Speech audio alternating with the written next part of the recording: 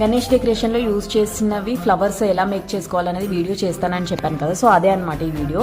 ముందుగా క్లాత్ అయితే తీసుకున్నాను, దాన్ని నేను వీడియోలో చూపిస్తున్నట్టుగా ఓవెల్ షేప్లో కట్ చేసుకున్నాను. 3 సెంటీమీటర్స్ హైట్, 1.5 సెంటీమీటర్ విడ్త్ తీసుకున్నాను.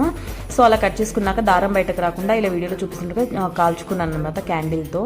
సో ఆ తర్వాత నేను ముందుగా 3 పెటల్స్ గ్రీన్, 8 పెటల్స్ రెడ్ కలర్వి తీసుకున్నాను. అలాగే వీడియోలో చూపిస్తున్నట్టుగా ఫోల్డ్ చేసేసుకొని అలా రౌండ్గా వచ్చేలాగా కుచ్చేస్తున్నాను అనమాట సూదికి.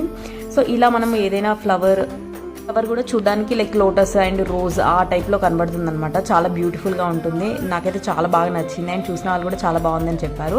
అండ్ ఇది వాషబుల్ కాబట్టి మీరు ఎక్కువ ఎన్ని ఇయర్స్ అయినా కూడా స్టోర్ చేసుకొని యూజ్ చేసుకోవచ్చు అనమాట. చాలా బాగుంటుంది. అండ్ మధ్యలో గ్యాప్స్ 10 సెంటీమీటర్స్ అలా ఇచ్చుకుంటూ నేను ఇలా 1 by 1 అనేది వేసుకున్నాను, ఎందుకంటే ఎక్కువ చేయడానికి టైం లేకుండే. సో చాలా బాగా అనిపించింది, బ్యూటిఫుల్గా ఉండే. మీరు కూడా ట్రై చేయండి. వీడియో నచ్చినట్లయితే లైక్ చేయండి. ఇలాంటి మంచి మంచి వీడియోస్ కోసం ఛానల్ సబ్స్క్రైబ్ చేయండి.